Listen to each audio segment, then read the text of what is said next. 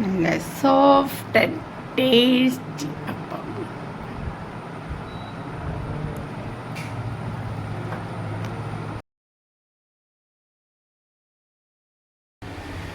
ചക്കക്കുരു മുരിങ്ങക്കോലും.